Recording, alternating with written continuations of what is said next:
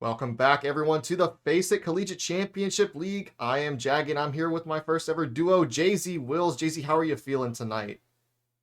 I am doing great. I'm super excited for this one and to be coming over to your personal stream to mix it up a little bit, maybe take it less seriously, have a good bit of fun. And honestly, this matchup should be giving us exactly that. I mean, this is UWW versus Purdue, two of the only undefeated teams, some of the only undefeated teams remaining in this league, in the Central Conference at least. Both of these teams sitting at 4-0. Only one team will remain undefeated at clean 5-0 after tonight.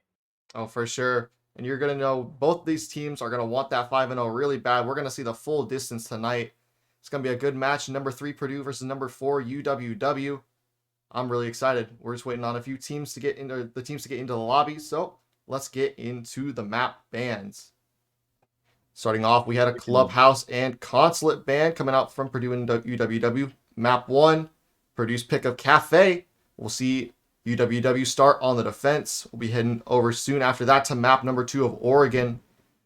Be seeing a good old-fashioned game right there. And we'll be finishing off with Villa after Theme Park and Coastline, where the final 2 maps ban. JZ, what do you think about this map pool tonight? Well, it is pretty much your stock standard map pool. I mean, these teams confident that they are both familiar with these 3 maps. Obviously, seeing the bans here come out from UWW, seeing Coastline on that list. We were talking a little bit about this before we actually got on the air, and we said that Coastline was going to be a pretty much must ban for UWW because Purdue is a strong gunner team that excels on a frag heavy map like Coastline. To see that ban go out, not a surprise. I think that is pretty solid for UWW and for this team who's had a lot of success in the recent weeks. A team that has been looking increasingly strong. A victory over MTU just last week. Things are looking pretty good for them, but now they take things one step further. They have to go up against Purdue, another undefeated team who is hungry for that 5th win. This one is going to be a scrap if I've ever seen one. Oh, for sure. Casting Purdue. I've casted Purdue, I believe, 2 weeks ago or last week. I've casted them sometime in the last 2 weeks. I did cast at least one team between them. But it honestly doesn't surprise me. It surprises me, rather, that Coastline wasn't banned earlier by UWW. Since Purdue is such a good team, I'm very surprised that, one, it was left up in the first ban, and 2, that Purdue didn't pick it. But perhaps because Purdue didn't pick it, they wanted to save it for that final map, or they know something about UWW playing on it that we don't exactly know. The scrim reports aren't out just yet, so we have to just speculate on what's going on there. Move on now into our rosters. We've got Purdue, Goose Smitty, Hangman, Laggers, Mila, and their captain Providence. Over on UWW side, we're running Boomin, Kiefer, Parker, Rippled, and Spiderhouse. Good old-fashioned teams. It's interesting to note that Boomin will be playing tonight. He has not played all the time in the past, but should be a good matchup nonetheless. I want to get back into these map bans now. I'm really excited to see how this map goes. I do expect this to go the full distance. I would not be surprised if it was an overtime situation across all 3 maps.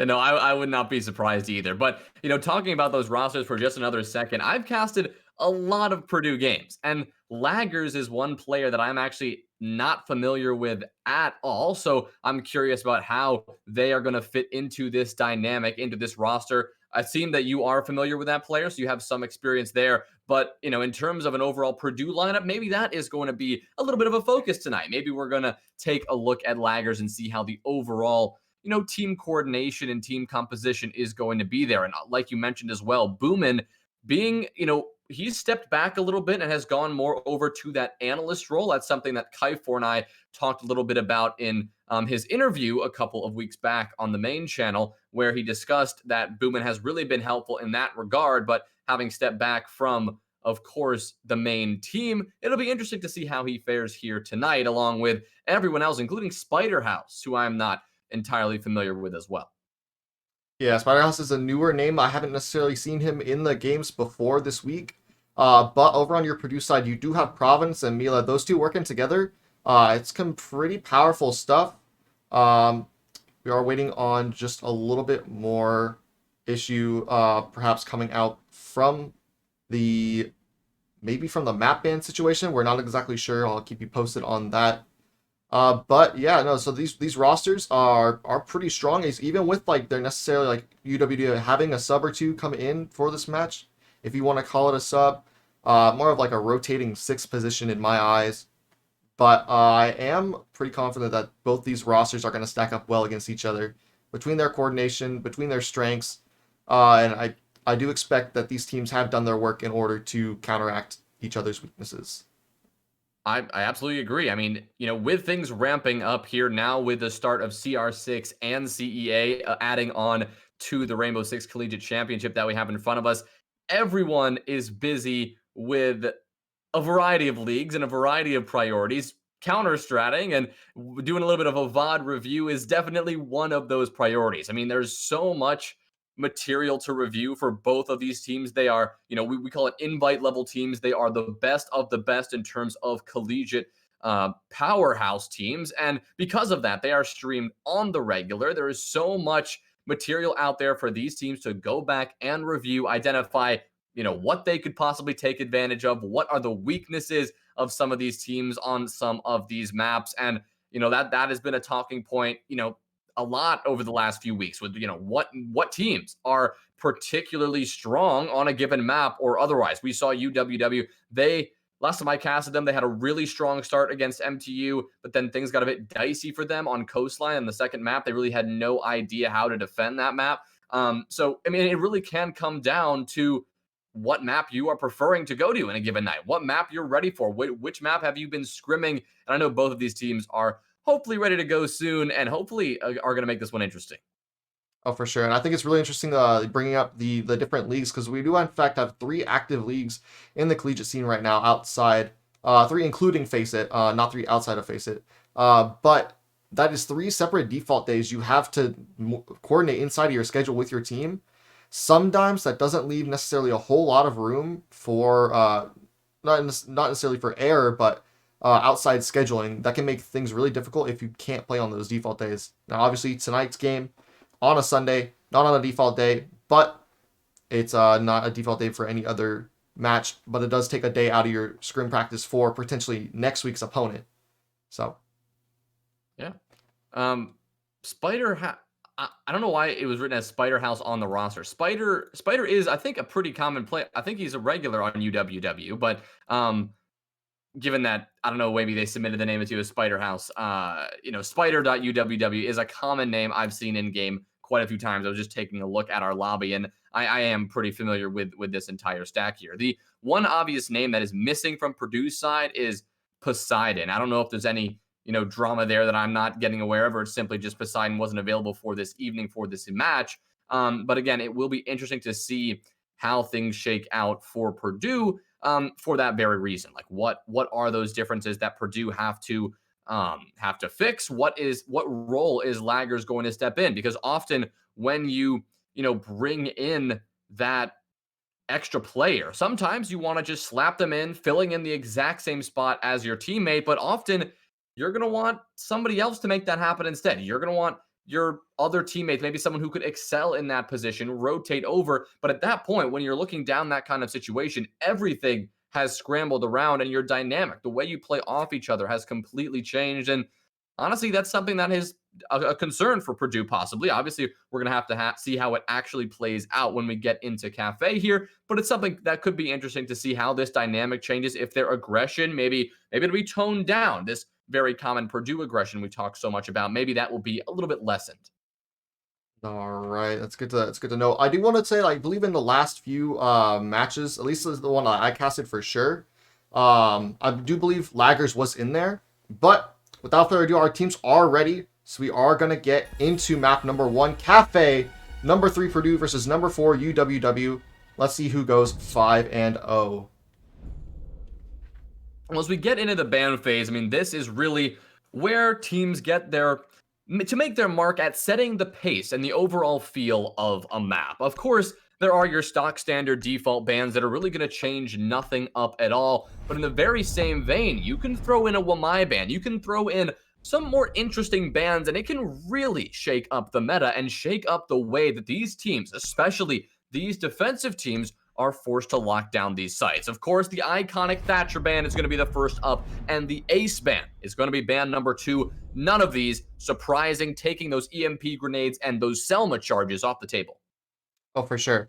Ace, the most versatile, one of the most, I'd call him the most versatile operator currently in the game, with his hard breach, with his smokes, with his insane gun that he possesses. We are going to see a my ban come out from Purdue, like you were talking about earlier. It's going to make holding down that pixel area in the top piano a little bit harder, even more so after the changes that came out in the Neon Dawn patch. As you all know, Wamai no longer has a shield, and he lost one of his magnets, but that does not make him any less potent in stopping those projectiles. Yeah, having those magnets now off the board and taking the mirror windows off the board as well, that is simply going to make Pixel a lot harder to hold and a lot easier to clear on out.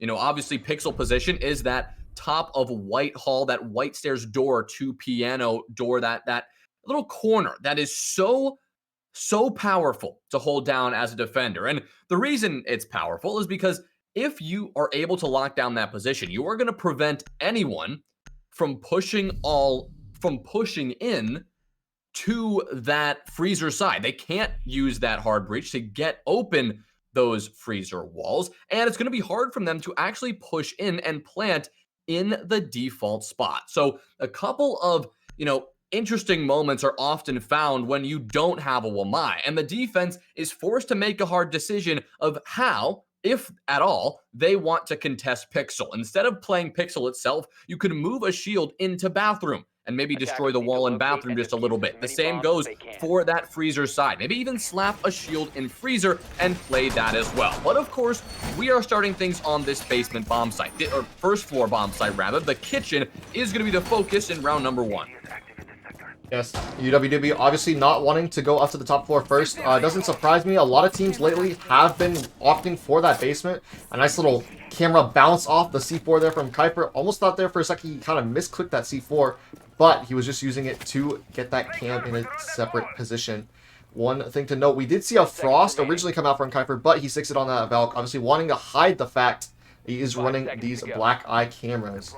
Mila, though, going to be on that cap tower, running that can opener. Don't see that too often, though. I have seen it a bit more in these last couple of weeks, but overall, just the Capital pick in general has been pretty low the last couple of seasons. Capitao is really seen, in my eyes at least, he is one of the most undervalued operators in Siege. He has so much utility, so much worth in terms of his ability to force out defenders from seriously hard stuck positions that are hard to really deal with otherwise, such as the pixel position that we've talked so much about. It is going to come down early to Purdue's top-down clear. We're seeing the drones go into Cigar, and what we just witnessed was a terrifying mist drone. Now a mist drone times 2. Kaifor's gone unnoticed. He's going to jump on up and net 1 kill onto Smitty. A brilliant play from Kaifor, the rat strats behind the desk. Oh, and another good shot there. Good night, Hangman. Kuiper getting some amazing opening picks for UWW. Really poor drone work coming out from Purdue as they missed him not once, not twice, but perhaps 3 times as that third drone came by after he had the kill onto that Ash. But Mila does get the refrag as late as it is onto Kuiper's now 3v4 in favor of UWW. Half the round has passed, and they are going to get ready to open up the top as Providence starts to move down. But we do see Boomin sitting in Harry Potter on the bottom of red. He might try to go for a flank once Providence starts going for that ceiling, and he is now dropped into train. Walls being opened. We see some drone work as the rest of the defense just starts to get positioned. Interestingly enough, Spider completely uncontested in this bakery area. Not a single attacker has decided to come down. Perhaps it could be a white take, as we do see laggers holding an angle on these bottom white stairs. And it does look like that will be the fact as the hatch has now been opened by Mila. That can open, our hard breach being opened, and a C4 tossed out and wasted by Rippled. But with 55 seconds left in the round, Purdue needs to get a move on if they want to get into this bomb site. Now here's the thing, they've lost the Zofia and the Ash. That's Hangman and Smitty respectively. That is a lot of utility, and two of your biggest guns on this roster cut down and out of this fight so early on. That is definitely going to be a detriment. Of course, they can now be sitting on cameras and they will identify Boomin tempting a little bit of a flank on the red stairs, but he identified that as well and has retreated back to the bomb site. Here comes the full send. Parker will remove Providence after the freezer drop was unsuccessful. He's going to be tempting to swing, though. He's going to actually regret that one immediately. Now cut down a very low HP. Rippled getting laggers. Mila responding onto Parker, but Spider will wrap things up, removing Mila from play and giving UWW their opening round win. That round win comes all off the back of that poor drone work from Purdue. If they had simply droned out that Valkyrie of Kiefer, they wouldn't be down 2 men with a minute into the round. And perhaps you might be able to get a little bit more pressure on that red hall going through Whiskey in order to try to pinch the bomb site from the back.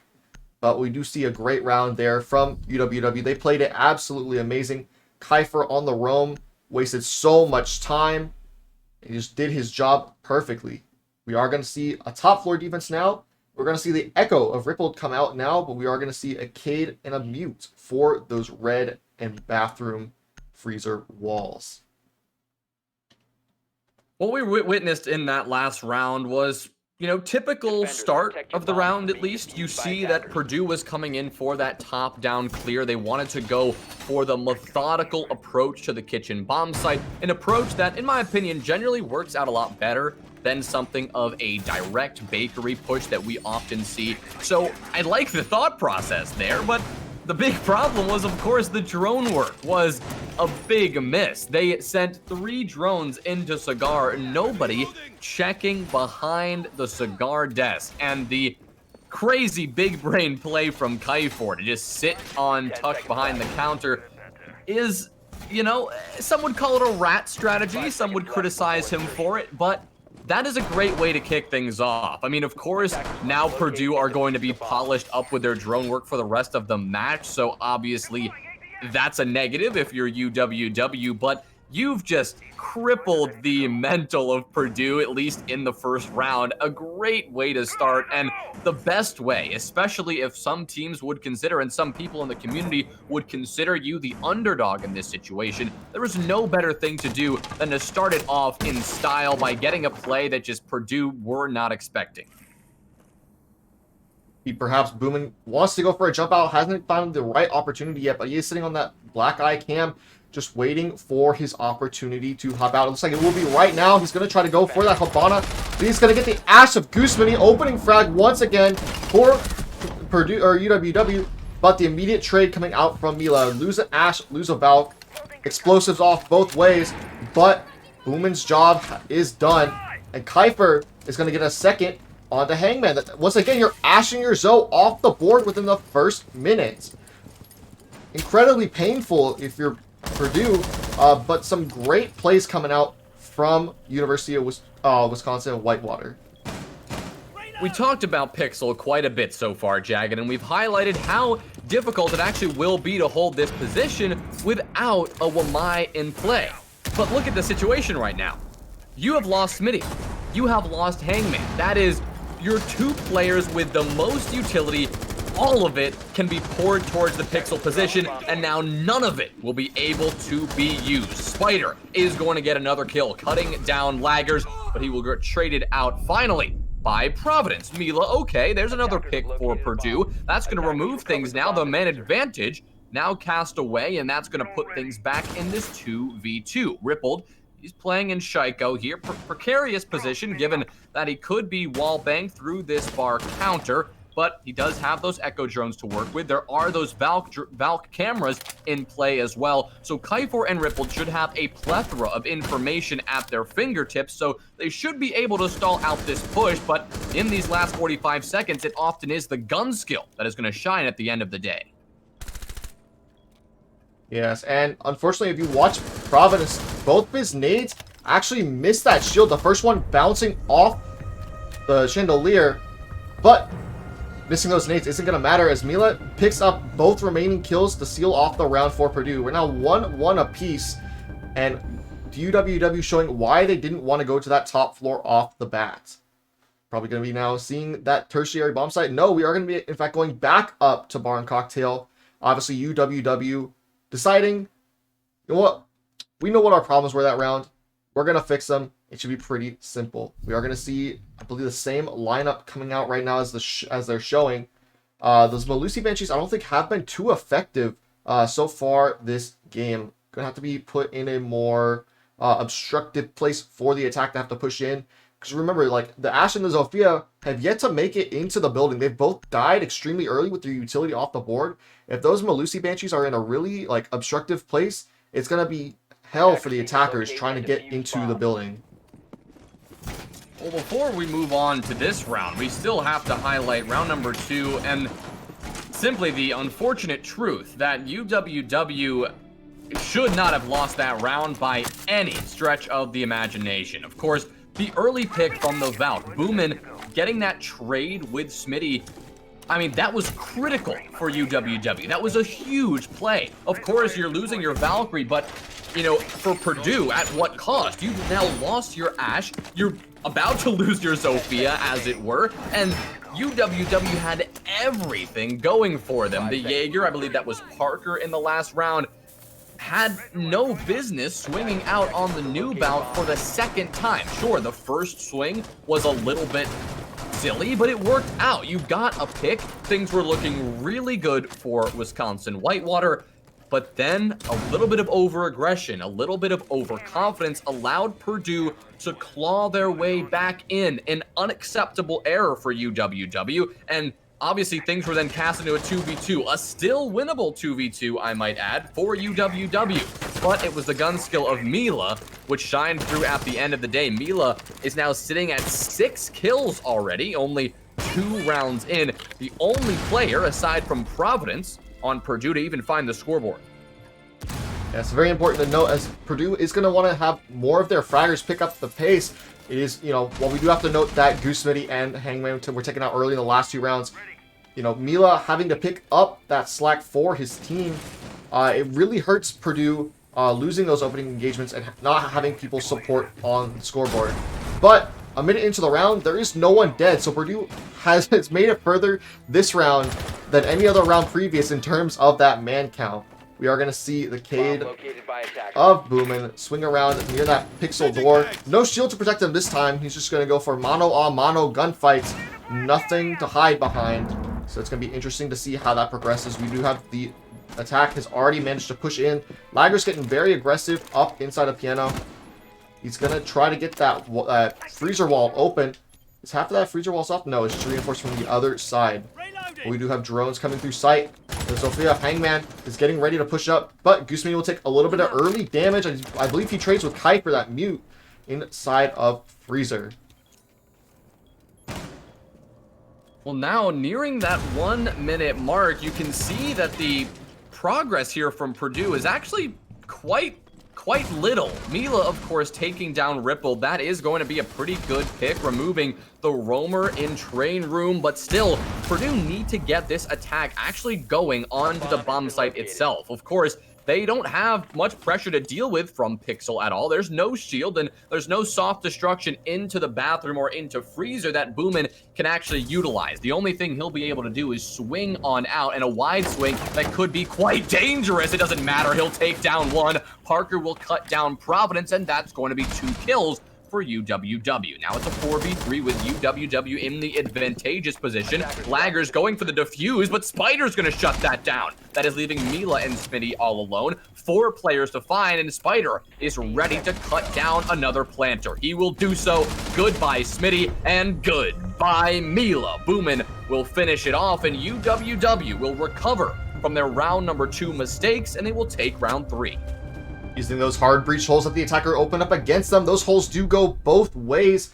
UWW managing to claw back that last round and fixing their mistakes. Being able to keep that in a 4v0 man count at the very end of the day. Default plant, or a plant from the Habana of Laggers was attempted, but had to be immediately drawn off as Spider did swing that. Spider was actually at about 20 HP, and at one point he was below the bomb site, looking for potentially a C4, but he did manage to wrap himself back up White Stairs and play inside of that cocktail bomb site. back to kitchen. It looks like we will go this time. We are going to see the Bandit come out this time instead of a Mute. So we do have the two electrical brothers coming out, Bandit and Cade, played by Boomin and Parker. They're going to want to make sure those walls and the hatch stay closed for as long as possible. And defuse as many bombs as they can. Yeah, heading back down to kitchen, the obviously storyline of the first time we saw this bomb site was UWW winning this round off the site, really. It was early aggression from Kaifor on the top floor, and of course, eventually Kaifor was found rotating back down to the bomb site, and eventually Purdue began the top-down pressure, but I'd argue the round was almost over just because of that early play from the Valkyrie. So Purdue obviously have to change something up here. They could easily just go for a more direct take, maybe a direct bakery send or a direct Whitehall send, but they could equally go for the top-down clear, and the only thing they have to worry about will, of course, be their drone work and just polishing that up just a little bit. Kaifor, though, he's going for this spawn peek, and he's got his eyes on one. The question is, oh, he looks away at the wrong time, and unfortunately, he is not going to be able to capitalize onto Providence, who is now aware that the window has been opened on up. So Providence will escape that grisly fate, and now they will do what we saw from them again in round number 1, the top-down clear, and once again, Kaifor is the first player in their way. Yes, Kaifor, unfortunate timing. This game is all about that timing. If he had stayed looking out that window for just a second and a half longer, he could have gotten a kill onto the Sledge of Providence there, but he's made his way upstairs. I believe he still has not been droned in this cocktail balcony. I do believe that drone missed him as the Ash of Goosemany has pushed in all the way through Cigar, but I do believe that drone right there perhaps has seen him, called him out. That is the case now. He's going to have to fall back. He's been called down, going to rush down the white stairs just to make sure he gets out of dodge as the Ash of Goosemany is starting to wrap around as well. C4 torn, not thrown just yet, but he's just going to, Kaifor's just going to use that as a bait as he falls down the white stairs. The roam completely taken apart now, but we do have the Bandit Boomin sitting here in a laundry. I don't believe that he's been droned, and he could cash out the Ash of Goosemany if Goose is not careful. We have the Sledge now of Providence. It looks like starting to try to open up at least the floors. He's going to drop now into train up. This is Zofia of Hangman, rather. I imagine Providence is going to try to get in there soon. Well, of course, you said it. Boomin is still a player to deal with, and he's now going to get cleared out. Here comes the swing, but Boomin could not get the reaction time going in time, I suppose. And Smitty winning out that gunfight, and he'll be the first to strike in round number 4. But nearing the minute mark, and now finally the vertical pressure beginning, you have to wonder, is Purdue taking this a little bit too slowly? Kaifor and Boomin both did a stellar job at wasting out the clock, and a nice C4 from Ripple is going to neutralize that man advantage and return things to an even count. What Kaifor did that was so important, of course, he didn't end up getting any kills himself, but he took out like 5 drones just on that top floor and wasted 90 seconds off the clock. It was a textbook roam as I've ever seen. That is exactly what you need to do. Just shoot a couple of drones, fall back to site, and play your life. Parker will not be able to play his life anymore as Providence is going to do his due diligence using that vertical play. That is going to leave UWW a little bit on the back foot, but Ripple is quick to answer, cutting down one. Laggers, though, he's back in this fight. He's going to take down one. Smitty with another, leaving Kaifor in a 1v3. With the diffuser going down, it's going to be a 1v3 post plant. With Kaifor missing a couple of his bullets there, things are looking a bit dicey for the Valkyrie here. The pings are there, so he knows roughly the positions of both Smitty and Providence, but now these attackers can play this pretty passively. It's a post plant after all, and Kaifor has essentially become the attacker. He needs to take these gunfights that would be rather terrible to take, but at some point you've got to just buckle down and do it. He's still going about this pretty slowly, and there's no way he's going to be able to find 3 kills and get this defuse done, given that he only has about 5 seconds left to make that happen. The C4 will connect, but that's simply not going to matter. He'll swing out and get cut down to 1 HP, and he is out of time. Smitty, knowing this, will swing around with the pistol in hand, and will cut him down as well. Purdue making that attack work out in the final minute. even though they wasted so much time trying to clear out that roam of UWW, they managed to make that pinch onto the site work for them. And in that even man count, they were managed to trade it back and forth, but not trade out those last couple kills, as they managed to go up 3-1 as the plant went down. So you had two guns holding up in case for the push up from Kiefer. Unfortunately, just not able to do enough during the round to deny that plant. We are going to see a 6 pick from Kiefer now, as a Rudy still not allowed in the league just yet. We're going to have to wait until next season for that to happen. But onto the castle, UWW is going to try to barricade off some of that bottom floor, try to cordon the attackers into different avenues, make it a little bit easier for them to handle those gunfights. I'm already loving the way that this is playing out, Jagged. It's 4 rounds in, and it has been back and forth and back and forth. The first round, UWW, then Purdue responds, UWW responds, and then Purdue is back in the action. It's been a game of adaptability so far, and adjusting to your opponent's strategy, exactly the type of siege that we love to see. We are once again going to be repeating bomb sites, doubling up on this kitchen site, and bringing in the castle is going to change this up. We're going to see a completely different strategy than what we just saw 1 round ago. Removing the Valkyrie, of course, you're losing out this information, but bringing in the castle and setting up the bomb site like we are seeing it right now is going to allow for some more heavy on-site play and actually first floor play. The one thing I am curious about, though, is that these are not your typical castle setups. Normally, when you bring a castle in play, you put a player behind the bakery half wall, utilizing one of those castle barricades on the small bakery door. You do so to allow your bakery player to have a lot more security from his backside, where he can contest the bakery double door until he is eventually forced on out. So we are seeing a bit of a unique setup, and the biggest difference that is already noticeable, something that Purdue are quite happy about, I might add, is the fact that there is no pesky Kiefer on this top floor, cutting down drones and just roaming around just to be a nuisance. We're seeing the drone economy from Purdue flourishing compared to what it was doing just 1 round ago, because nobody is on that roam to shut those down. Very important to note, Kiefer, while he was not on that top floor, he did still manage to go out for a peaky run out very early in the round, jumping out that red window and then jumping immediately back into small bakery, obviously not finding the pick he wanted, but at the same time, he didn't get picked, so I call that a win-win in the books for either team. Just make Purdue be a little bit more careful when they're trying to get up to the roof, because they are still doing this top-down clear. I like the clear that they're doing. It allows them to make sure after that first round that they don't miss anyone roaming on those floors. And while there is no roam, they are still going to have to work a little bit harder, since we do have these castle barricades cutting off different lanes. But a C4 coming out, and that's Providence off the board. Rippled with a second C4 kill in 2 rounds. That's your sledge gone. Practically all of your soft destruction. Pardon a few breach charges from Hangman, but it's going to make your attack a lot harder. But Goosemandy is going to take the trade onto Boomin, but there is still a player. Nope, that was the player inside of VIP that died.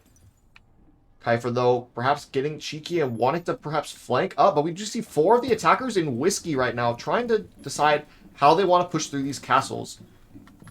Perhaps Parker. Yeah, this is a very different approach from Purdue than we've seen just 1 round ago, and honestly, this is something that's working out quite well. They're not really feeding into the same strategy that UWW want them to, and actually, we are just now going to see a little bit of a pivot from Purdue. We're seeing Smitty rotate around towards the red stairs. We're going to see Mila pushing on up into Whiskey, and while the freezer wall now gets opened wide. The bolts are going to rain on through to smoke off the cross, and now Mila is going to start to get aggressive on the doorway. Again, this castle barricade is proving restricted, but now that it's been opened up, that gives Kiefer a chance to strike. He's going to swing out and find one, or not nearly. It's actually going to be Rippled who does it instead. Parker, Rippled, and Spider lining up some kills and really just shutting down the very one-sided pressure that Purdue elected to bring. That was an interesting choice, and one that I was looking pretty solid, but UWW, they were ready for it. They had the intel that was provided from Kiefer. Of course, he didn't find the kill, but he called it out that everyone was bunched up on the double door. Let's just get some pre-fires going. Let's get those angles established. Whitewater did that, and that's why they took the round. Yep, holding those crossfires in the final seconds of the round, proving very effective for UWW, forcing everyone to walk in through one or two doorways and just being mowed on down as they try to enter. Purdue just simply running out of time. Not enough time to deal with that adaptation that came out from UWW. Those castle barricades obviously proving very effective, or just something with that setup confused them enough in order to perhaps make it unclear of how to proceed for Purdue. But it was important to note, they did lose that sledge extremely early last round. Providence going to have to stay alive. Not necessarily as long this round, since there is not a whole lot of vertical destruction he needs. But those nades are going to be extremely helpful in getting rid of those cave claws, perhaps. As well as just for getting players out of tight corners. You know, having a nade in Pixel or nading around that corner into bathroom to get rid of that pesky mute that's going to be playing there with a shotgun. It's just going to be very needed. And just having the gun up in order to protect the planner at the end of the day. Because at the end of the day, a planner planting the bomb is one less gun looking for the enemies. And if you have a 2v2 situation and the bomb's going down, it's super easy for the defense to execute on that. I believe that is a Valcam outside. Unless I'm misunderstanding. Maybe I'm just missing it. I don't know. But we are going to see the attack move in now. Mila still rocking that Capital, still rocking that hard breach gadget. It's actually just sitting on drone, making sure there's no one underneath, so that way they can get into the piano. Into piano. Mila doing a lot of flips around, making sure no one's hopping out any windows. But as the hatches are open, no C4 up the hatch just yet. We haven't seen that from either team so far this game. But I do expect that we could see that at some point today. Spider's going to be playing very aggressive under the skylight. He wants those drones. He wants them all for himself. He's going to get one, in fact, playing under the skylight. But we are going to see the attack of Purdue get ready to try to enter into the building. I believe that is Hangman looking towards Pixel. He's just going to hold the window on that nasty reverse repel. Sometimes so difficult to fight if you're not right up against it. But there's actually no piano player coming out for UWW this round. Since there is no shield, Boomin's not going to swing it super aggressively. He's just going to instead stay here in bathroom and wait for the players to push him. No roam underneath just yet. Well, as I say that though, we do see Ripple down on the bottom floor, and the Banshee has now been destroyed that he placed down in the middle of bar and inside of Cigar. You can see the Zofia of Hangman take out some more utility. Mila's gonna get the opening pick though. That's Spider. The Valkyrie I was talking about earlier in the round that was playing under the skylight's now gone. And Boom is going to take a little bit of damage as he tries to engage the attacker of Hangman. Stun's coming out to clear out from Pixel now as the attack gets ready to push through that avenue. Claymore instead coming off just to make sure he can't push back in immediately. But with a minute left in the round, the defense is doing all right on the time waste. But it would be really helpful if they could get a pick at some point now in order to even out that man count going into the execute. Despite the man disadvantage, this situation, I'd argue, still favors UWW here. Parker is going to make that certain, removing Providence from play, casting things into a 4 versus 4. Now, with 40 seconds left, Purdue need to make an execute happen. You place Mila on the skylight. This could be quite a strong position. You've got no Wamai magnets because Wamai is banned. Nothing to stop these firebolts and these smokes from raining on through. And that could be huge, especially when it comes to getting this plant going. Hangman, he's working his way up into sight. Kyford, though, has something to say about that. He'll take down one, and he'll take down the second. It's a C4 from Boomin. That does it instead. Smitty is all alone in a 1v3. He finds one kill onto the head of Boomin, but he now has to go for the miracle play. He'll find one pistol kill, but Parker is there to shut it down, and UWW will find their 2 rounds in a row, the first time we've seen a team get back-to-back rounds, and they will obtain that 4-2 defensive split. Impressive stuff from UWW, although that is what you would generally expect on a cafe defense. Yes, now late round hold coming out from UWW, very strong. Almost as soon as I called that they needed to get that pick, Parker was on top of it, getting that Sledge of Providence. And unfortunately, Mila was still on the skylight, so it was one gun that wasn't in the bomb site, unable to do any work. Kyfer, I believe, though, did snipe him out of the air, and the C4 going onto the planter and the downed player of the Zofia managed to clean up the round as it all left Gooseman in a 1v3. Unable, didn't have the bomb, no time to plant. simply trying to go for the heads. He did manage to find one pick, but that was all she wrote as we now move into the second half. And the Cali being 6th pick for Rippled. Very excited to see how this is played. Perhaps for Pixel, perhaps to play on the Skylight. I guess we won't know until we see him get into the building, but I do find it very interesting. You don't really see the Cali too often anymore. Well, today, in fact, Reaper, for those of you who are familiar, a European analyst, very popular in the Siege community, put out a video today, and it was 5 things you did not know about Siege. In one of those tips, the first tip was Cali and describing how the lances can be utilized on this very site. When you put a Cali lance and in a very specific position in between bar and the wall, between bar and freezer, and you land it right on the floor behind that bar, you can actually use the lance to destroy a deployable shield sitting inside freezer, possibly facing that freezer to piano wall. We aren't going to see that deployable shield, and obviously UWW are not going to put somebody on the Cali for that one specific reason. They've clearly got something else in mind, but it just goes to show you how Cali is an operator that people are encouraged to bring into the meta a little bit more. They want to utilize her utility. They want to bring in that, especially because Thatcher is so rarely allowed in competitive play, almost banned out every single time.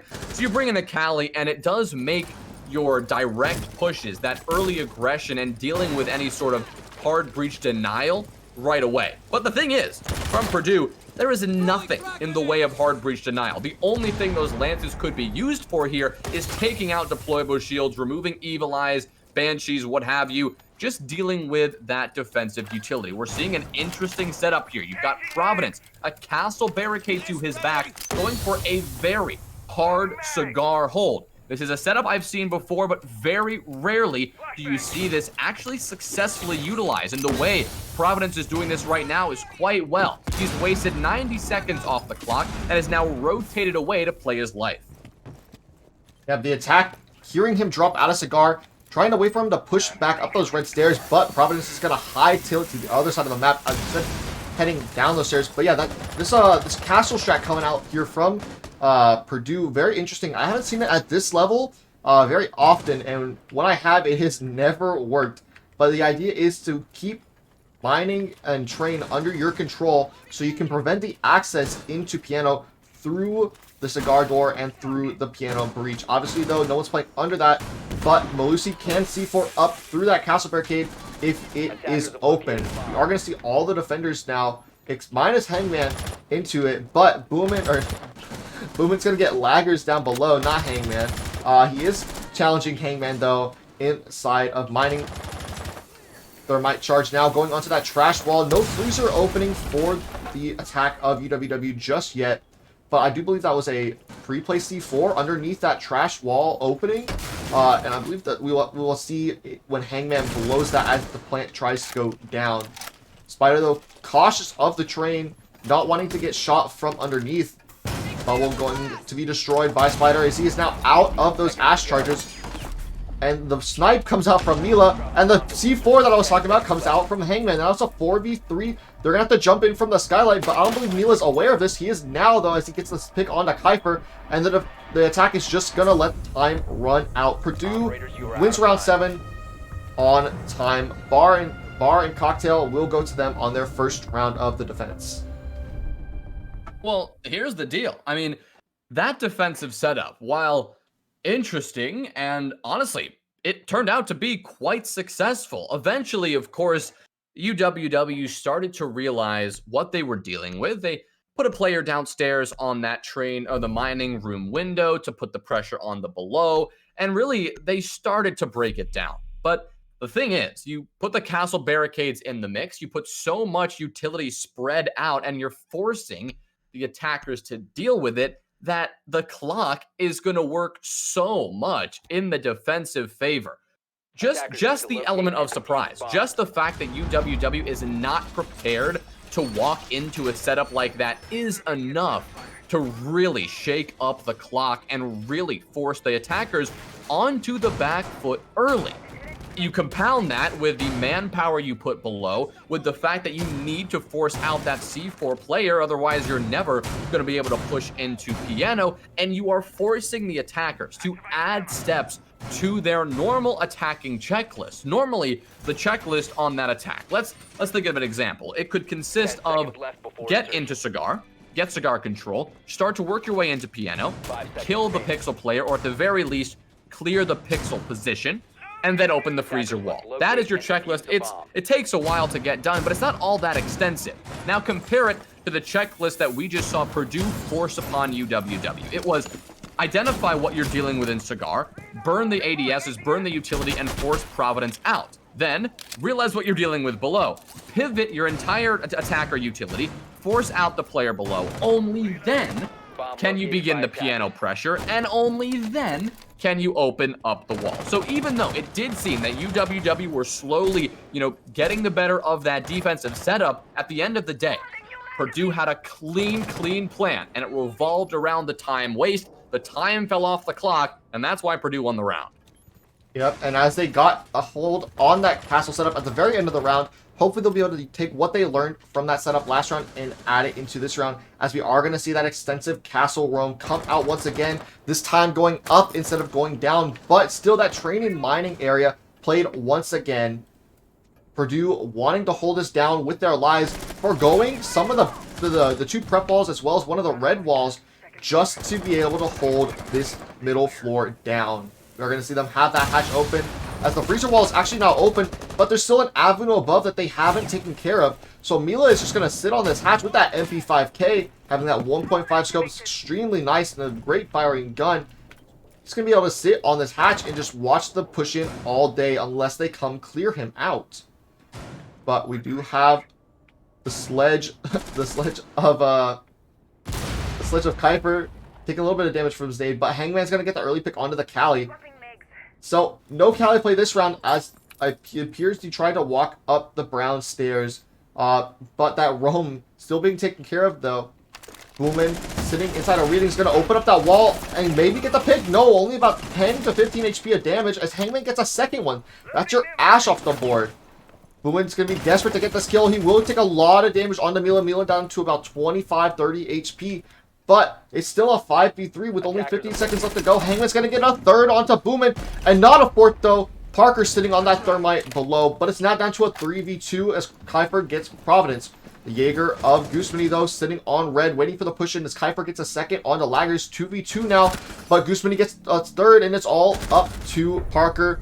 But Goosemany will get the final kill of the round. Purdue holding it out in the final seconds after a brilliant 3K in the round from Boomin. Or from Hangman, rather. Well, that round, at the end of the day, it was almost the exact same progression as the bar and cocktail defense from Purdue. I mean, what we're seeing right now is simply Purdue just putting down strategies that UWW are just completely perplexed by. The same exact storyline unfolded. It was start to do your normal clear, work your way in from above, identify where the roamers are, if there are any, and start to deal with them. But what we just saw there was not a simple roam. It wasn't your ordinary, let's just put a player upstairs to shoot a couple of drones and then fall back to site. That was a full attempt to hold down dining or fireplace hall, train room, and mining. The castle barricades were set up. The reinforcements were there.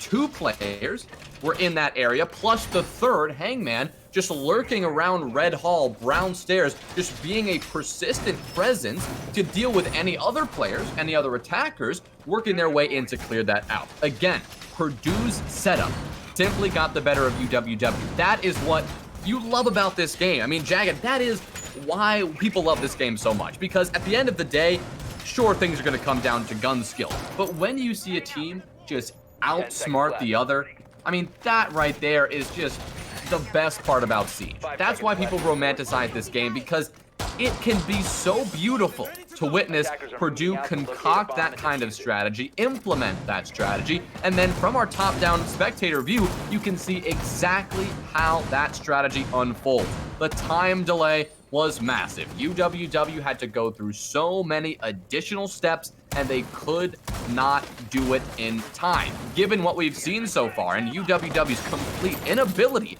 to actually deal with Purdue's setups here, Purdue is looking pretty strong for this reading room and tertiary bomb site defense because, again, the time waste can be such a factor here. You have to clear out above before you can actually establish that reading room pressure at all. Absolutely. But Boomin on that dining rappel is completely taken away my train of thought as he gets an early pick onto Providence. Some very early action for the attack of UWW. That's exactly what they needed this round to start it off. But like I was going to say, this game is romanticized for exactly that reason. It's all about the strategy in this game. You have other FPS games that are all about simply mechanical and gun skill, but this game takes it to a different level. It's all about how much you can flex the biggest muscle of them all, your brain, and how much you can outsmart your opponents. And to be honest, it seemed like UWW was just they were really worried about that castle setup, and they were kind of reluctant to drone it out and try to clear it, and instead just wanting to push the site, saying, oh, there's a bunch of people off site, so they're gonna have to come back at some point. But they came back at the most inopportune time. And speaking of inopportune times, Boomin getting on his cams as Hangman swings that door, pops him off the rappel, and we're down to an even man count with a little under half the round to go. Having that Frost come out too is very interesting though, but I'll let you continue.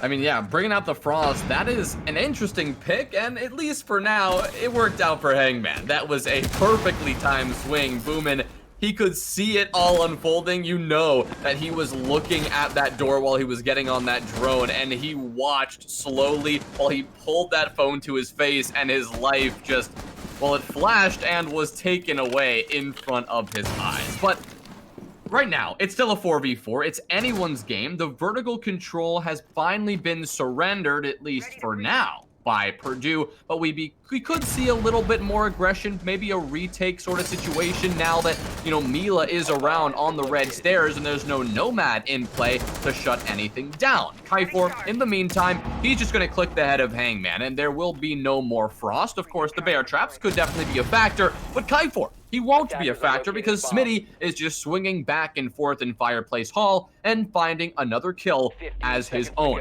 Mila, though, it's time for the aggression, and with only 10 seconds left, this is way too late for UWW. Mila is in the perfect position to capitalize on this delay, and Parker now has to stick the diffuser. Here comes Smitty on the swing, Mila with the timing, and Parker says goodbye. Purdue, round number 9, again, cleanly defended. There were no weird strategies. There were no unusual decisions in terms of the defensive setup. That was pure and simple, generally a default strategy. And that time, UWW really looked out of their element. They struggled with time management, and the time just got the better of them for the third round in the row, I might add.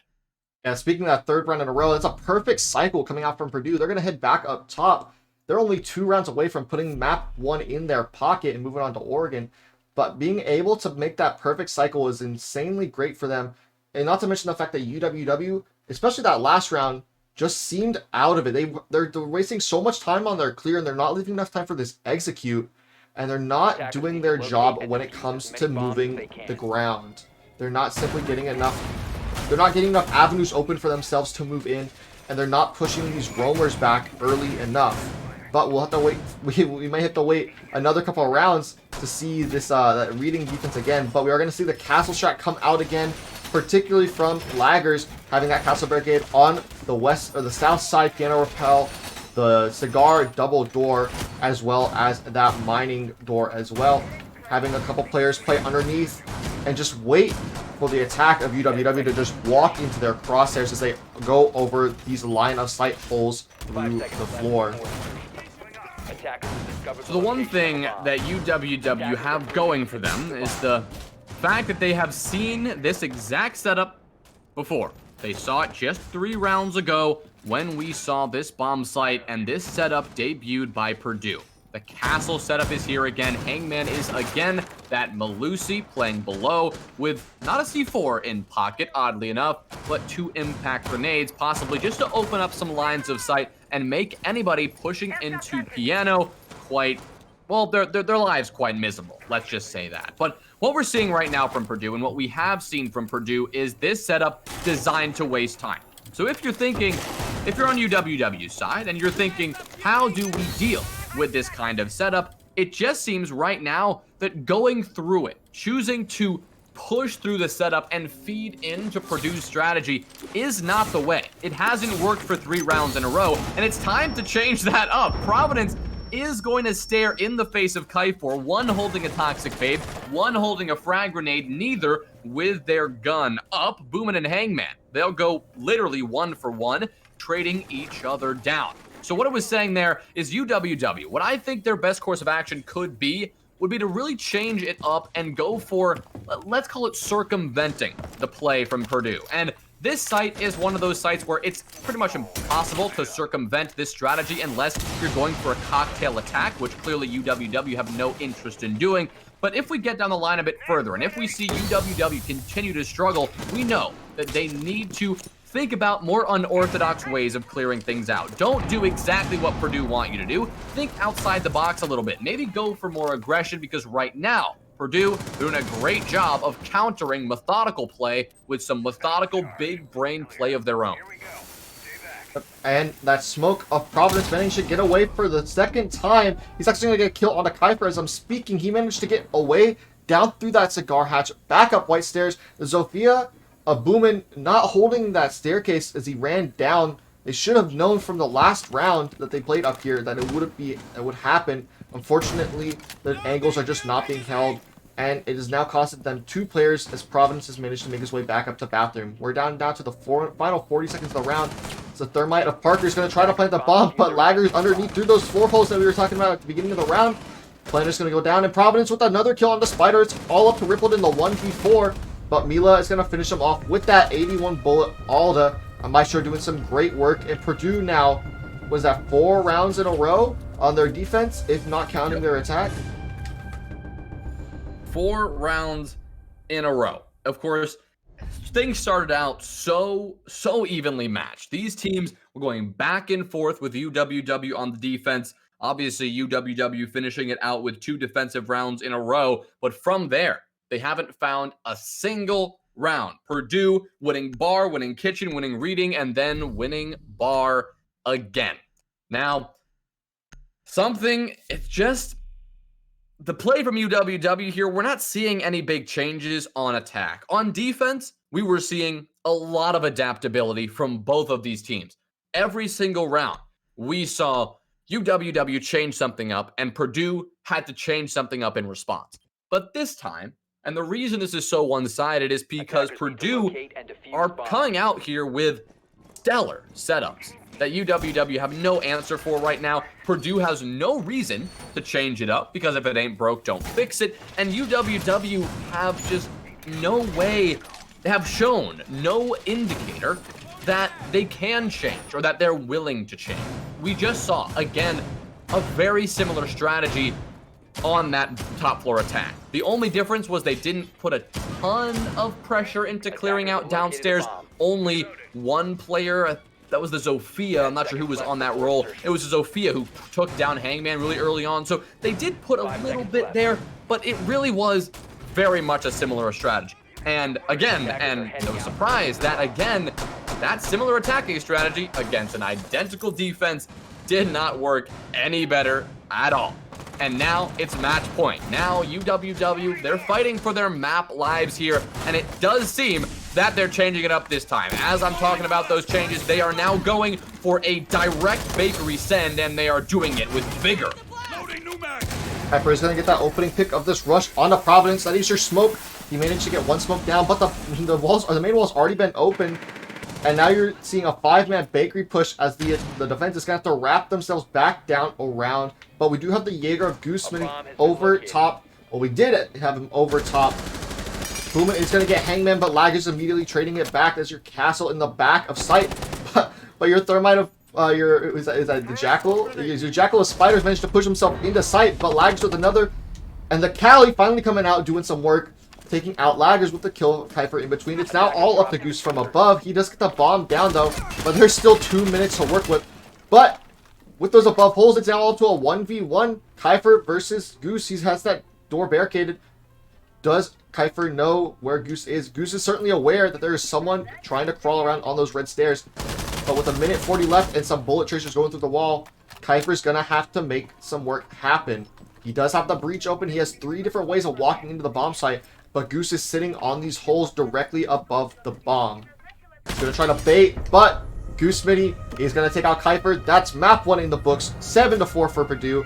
And some excellent defensive work coming out from the defense of Purdue.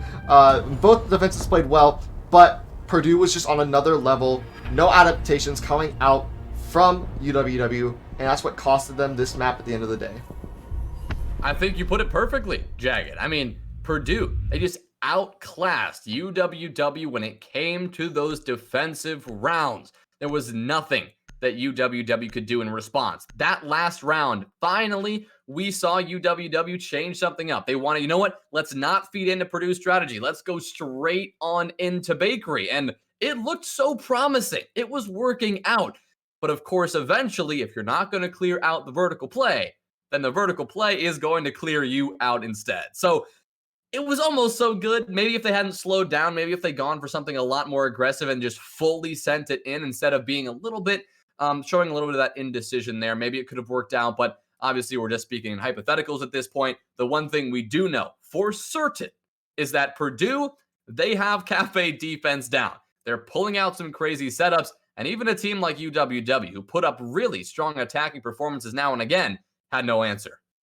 Yeah, that last round that they wanted to rush, UWW wanted to rush through that Bakery hold, but they became a little bit timid at the first sign of that Banshee and that smoke grenade coming out. Obviously, Kiefer got that pick onto the smoke, but it didn't help him as it gave the defense of Purdue time to reel back in and figure out how to handle this attack. Obviously, you had Goose Smitty still sitting above. Like you said, those vertical holes, if you don't clear them, they're going to clear you out. And Goose Smitty, he opened up some caliber-based destruction holes directly above where the planner was, I believe off some Maestro cams perhaps.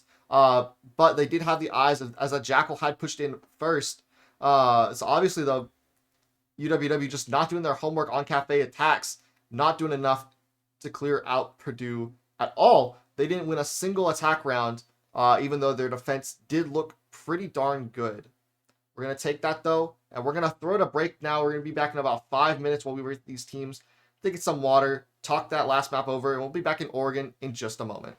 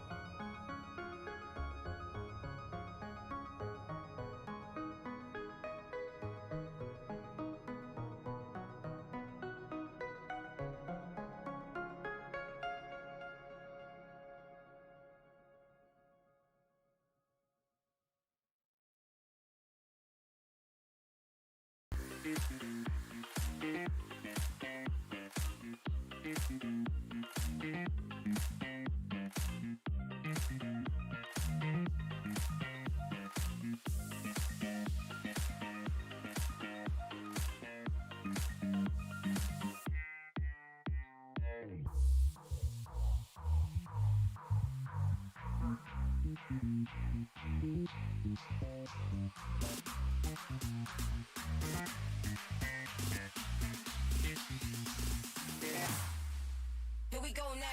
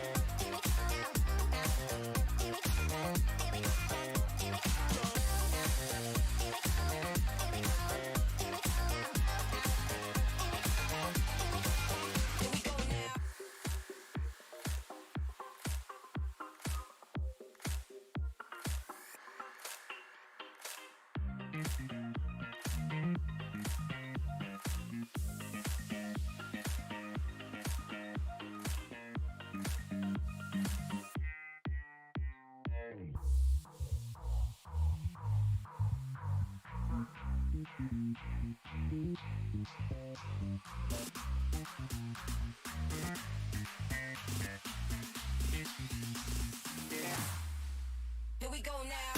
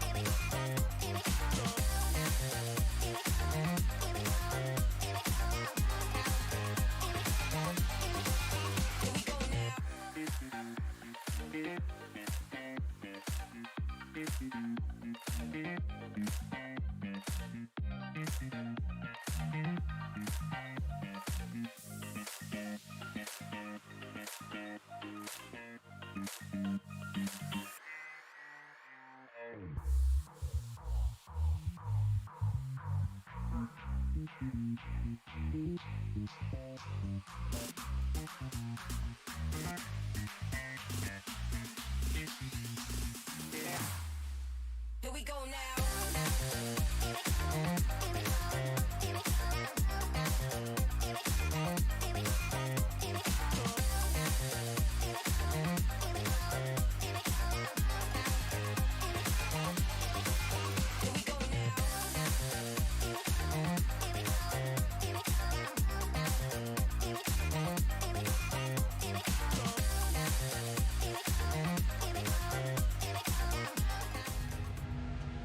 Welcome back, everyone, as we are now going into map number 2, Purdue versus UWW, on to Oregon.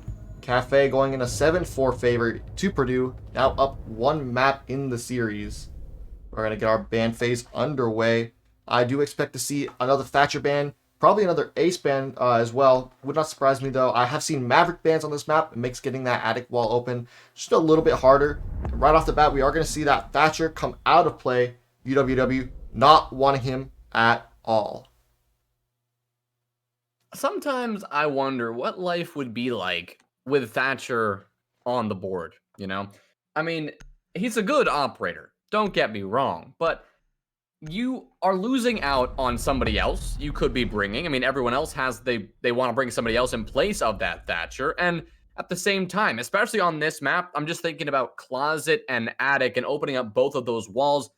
Obviously, Thatcher can do both, but it takes time to run over and do all those things. And I mean, there's so many things that are different with a Thatcher on the board, and ever since the introduction of the ban phase, we just haven't really been able to see how Thatcher really fits into the overall picture of the meta. Sometimes I wonder what life would be like with him in play, and maybe it could be a positive world. Maybe it could shake things up a bit, but I don't think we're going to be seeing that world anytime soon. We are going to see a Capital ban, so that is rather interesting, and honestly, I love to see that creativity come out here from UWW, taking off the Capital and the Mira, and also the Kaid being that last ban. So neither of these teams will have to deal with those Electro Claws that become just so annoying to deal with, especially when going for those basement hatches and playing that vertical onto E-Box and to Laundry and things like that. And it seems like we will be starting things off downstairs in this Laundry site. And based on this lineup, we are feeding quite into the old-fashioned utility consumption simulator meta. We've got 3 deployable shields in play, 2 Vulcan shields from the Goyo, that's Laggers, and 1 from the Smoke, that is Providence. You combine that with Wamai and Jaeger, and it does appear that Purdue are really going to be leaning in to the old-fashioned basement strategy. Put as many deployable shields up as possible, as much utility in the way of killing those deployable shields as possible, and hoping that your success follows that kind of strategy. I think it's very important to note with those deployable shields. In fact, I want to go back and take another look at that Capital ban. They see the I believe it was UWW last map banned out the Wamai, and both teams played that Capital almost every single round. And now we see the Capital being banned. I expect to see that Wamai played at least a majority of the rounds from Purdue. I'm not exactly sure how UWW might play it, but I do expect Purdue to run this Wamai as often as they can to protect all these deployable shields that they want to bring.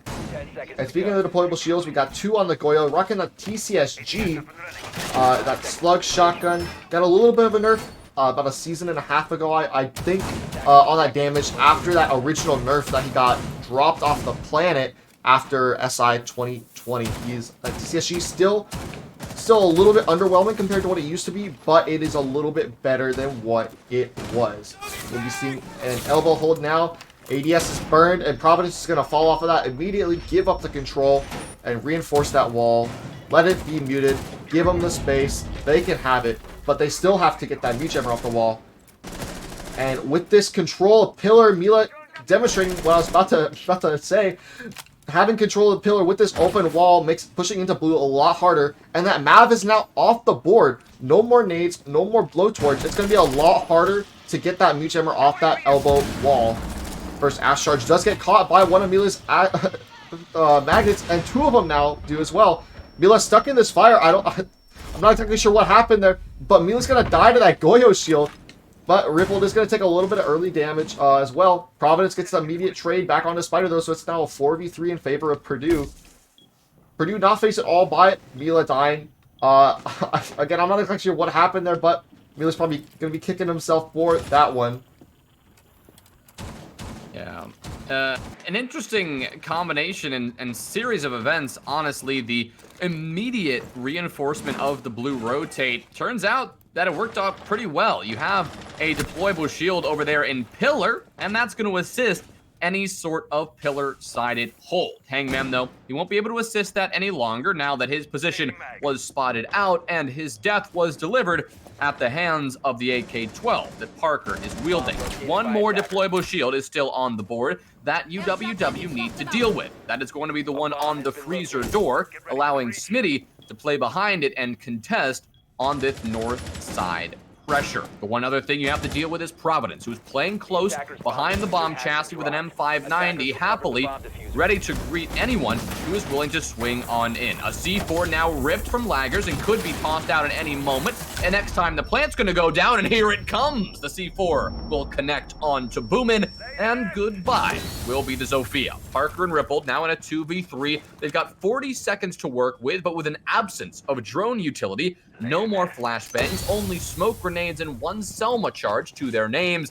This one is going to be rather difficult. They're not staring down an ADS, but they are staring down the SMG-11 of Providence. Here comes Parker, but Providence shuts it on down as well. And Purdue, again, leaning into the old style of meta, they're going to do just fine on that hold, and they will take the first round. 6 rounds in a row now from the side of Purdue. Really unfortunate for UWW as they lost that early pick, and it all just kind of spiraled out of control from there. Purdue showing absolute dominance on the defensive side, coming across from last map, and they're not letting the gas off at all coming into map number 2.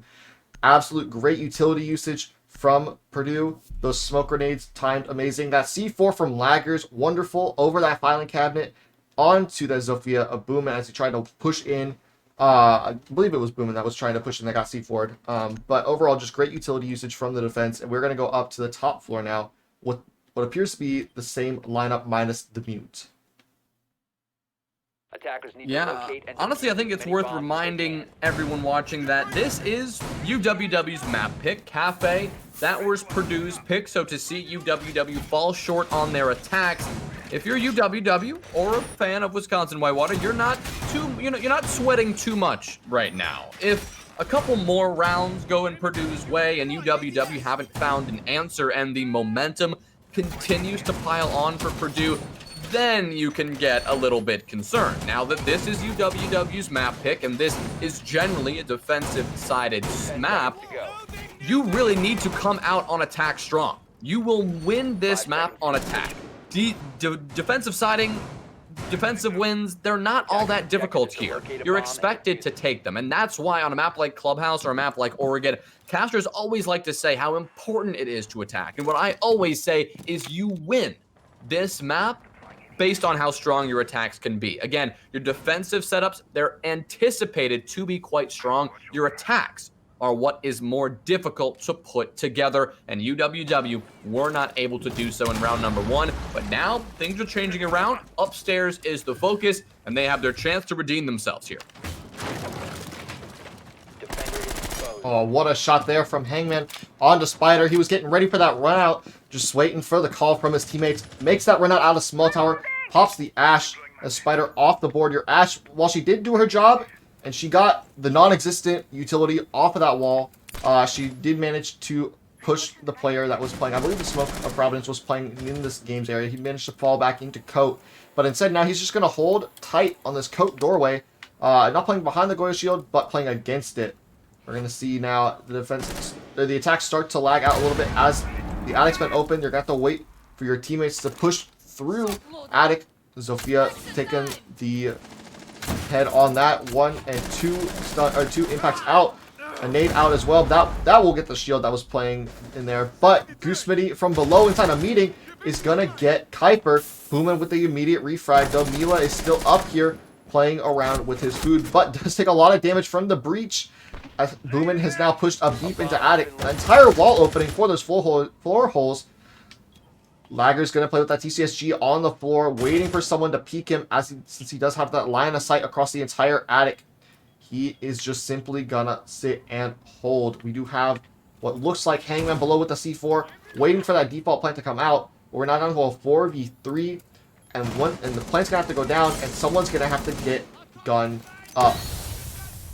First smoke out. Dr. Fave is going to be expended. That's going to head on towards the breach, and that is going to mark the 50-second mark now. You've got Boomin, who is just not going to push into pit. He knows that it would mean his certain demise, given that the strategy from Purdue here is to fully, I guess, Swiss cheese that wall and utilize that soft destruction appropriately. The shots from Boomin from Big Window will mark the destruction of Providence, and he will be no more in round number 2. But Hangman, he's still very much apparent, and he's on this bottom hold. He's going to miss a couple of critical shots, but Mila will not miss those. Goes for the swing and gets another. That's going to be a trade, though, and that's leaving Parker in a 1v2 and a C4, which could not get shot out in time.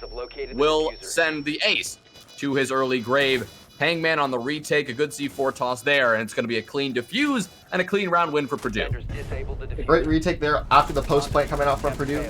The Hangman playing underneath wasn't exactly quite sure where to throw that C4. Wasn't sure if it was going for that default plant or not after the ace ran through the breach. Was trying to bank on making sure he got that headshot through the bars, which unfortunately was not able to land those shots. But the rest of his team was able to pick it up. With Mila trading with that Nomad rippled inside of Trophy, as Mila tried to run through to get the planner, but retake came out, C4 came out, end of the day, bomb disabled. Clean retake there. I mean, so many things, just the same problem UWW had in that previous map. Like, they're not fully here yet. It's not that bad, but we are seeing like inklings of that, it feels like. One example was Boomin, the Zofia, pushing up into Attic. And when the Zofia came across the kid's wall, she simply had no idea what to do. There was nothing that Boomin could figure out was the proper course of action at that point. Normally, there's a reinforced wall on the left, at least if you're facing from the Attic side, and a rotate hole on the right. This time, Purdue had that same rotate hole, but they made footholds the entire other side of the wall. Normally, where the reinforcement is. Now, generally, not putting a reinforcement up there could be considered dangerous from a defense, but because you have the Goyo, laggers, holding that very hard with the TCSG and watching the pit push, Boomin just could not push on in. Any sort of swing, any sort of drop would have meant that laggers had the first, second, and third seconds, like the first opportunity to take that gunfight. Boomin knew that and made the smart choice of moving off of that position, but that's not the problem there. The problem is these are those little things that UWW are just struggling to really outsmart on the Purdue side. They're struggling to deal with them on a really big picture level. I'm certain there's somebody at the IGL helm leading this team, but what is pretty apparent is the lack of ability to make a call on the fly and change up your attack in the middle of the round, generally characteristic of what a good IGL will do for your team. Yeah, so unfortunately, it's just like UWW not able to adapt properly. Like you said, those feed holes coming out across that attic wall are very dangerous. C4 actually has been ripped now, but will fall off. Like I was saying, though, that C4 comes out, we'll get nothing. Like I was saying, that those feed holes across the wall, it made it extremely difficult for the attack to move in because they didn't have any utility to deal with that. Again, you mentioned the fact that Laggers was sitting on the floor with that TCSG, would have had the first route of option coming in that gunfight, had the advantage of the engagement in his favor. It was just a really poor situation. Boomin didn't have any utility left to open up that wall in order to maybe get another angle on to Laggers, at the very least push them off that foothold angle. Just overall, just great hold from Purdue. And as we get into the mid-round here on round number 3, we are going to see the meeting bomb site come out. Tower control and attic control has been taken by the attack, but Goosemany is still roaming below. Actually, there's only one person on site. Is that the Castle of Laggers? I don't think the attack is quite aware of this, but they have opened up the tower wall and they're just waiting for some angles to open up, and they're very cautious about this roam as Goosemany is sitting here on this tower, on these tower stairs. They're going to have to send a drone after him, and that's exactly what they're going to do. They've droned him out now, so Goose is going to fall back down. But the smokes have come out now, execute in tow, but Parker's going to die to Laggers. Such a castle inside a split. He's going to take some more gunfights, and Mila's going to get a second on the Boomin. It's now a 3v2 advantage, was in favor of UWW, but now in favor of Purdue. And with 20 seconds left, a down comes out onto Spider. Mila with the second. It's all up to Rippled above. He's got 3 kills to get and only 17 seconds left to do it. He could get one here on the Castle of Laggers if he looks behind the bomb chassis. And he will get that one, but that'll most likely be the only kill they get as Goose is in sight. Bomb has been collected with only 3 seconds left. The defenders will win on time, but Milo with the 3rd kill of the round will finalize the round off for Purdue. Rippled will not be able to save that up. Instead, Purdue getting the round on kills instead of time. Ooh, I don't know. Things are getting increasingly concerning here for UWW. That was another round where this time, and differently so than their previous struggles, they were poised in position with the man advantage to execute, and they just didn't. They got stalled out over on the tower side. Obviously, they were wary of a roamer, which made sense because Smitty was in fact on the roam. But what they didn't do was actually make a push onto the bomb site. There was shockingly little action from UWW. I'm not sure what they were waiting for. Maybe they were waiting for Rippled on the top-down clear to get in a better position. Maybe they were waiting for another pick. But at some point, I mean, this is a lot of young teams struggle with this, is at some point you actually have to push on into the site. It's not ranked. Purdue aren't going to swing every time in those closing moments and just hand you free kills. It comes down to executing. We saw the smokes go down on the 2 choke points, the right side of split, and on that stage, the right side of the stage there, and nothing happened.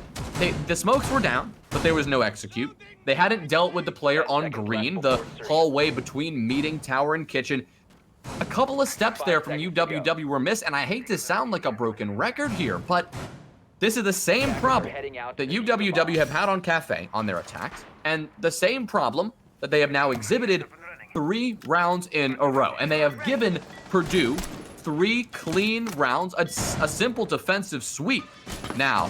And that is not the way they wanted to start things out on their own map pick. Of course, again, this is defensive sided, but at some point, UWW need to find at least 2 rounds. And the fact that the tertiary bomb site did not go their way, things are looking concerning for them really early on here. Yes, in fact, I believe it's been almost an hour since UWW has won a round. That was their last defensive round on Cafe. It's now been 9 rounds since then, going into round number 10. Or going into round number 9, actually, not round number 10. But it has been almost an hour since they've seen the scoreboard. And they need to get around here. Otherwise, it's looking real grim. They've dealt with technically 3 site sweeps in a row. They've gone through the full cycle on Cafe. They went through a full cycle on here, and then through 2 of the 3 cycles to end the map on Cafe. 2 of the 3 maps in the cycle.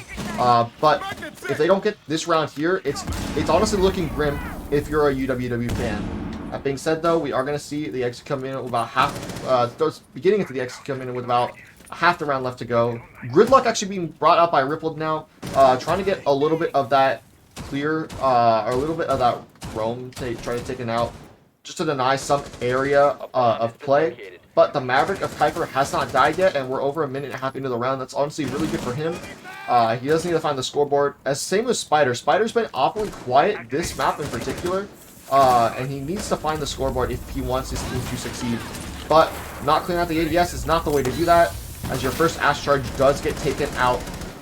The Mute of Hangman, though, underneath these Maverick holes, waiting for someone to stick their face in it. C4 ripped, may try to throw it through. He's just baiting it, but it will get shot out as the Maverick of Kuiper will get the pick onto Hangman. Opening pick in favor of UWW, and now Kuiper has clean control of this line of sight all the way to the attic door. Now, with 40 seconds left, the smokes are going to go in, but the smoke in the long hallway, that's not going to do much. In fact, it's not going to do anything, but Rippled finding laggers, that'll do something. That'll cut down a big player, and that'll give an even bigger advantage now to UWW. It's a 2-man advantage, and here comes that push. Kuiper, he's going to lock down Providence, and that's going to leave Mila and Smitty alone in the freezer. They're both going to get a kill for their own, and the plant was just denied. But Mila will be denied as well. Smitty is actually in position to win this now that Parker has been down, and Kuiper has to go for the plant. Smitty on the swing, can't quite see Kuiper. Shots exchanged back and forth here, but 5 seconds are left. Kuiper goes on the hunt, and he does it. And UWW will win their first attacking round, and honestly, their first round in a long time. And they will take number 4.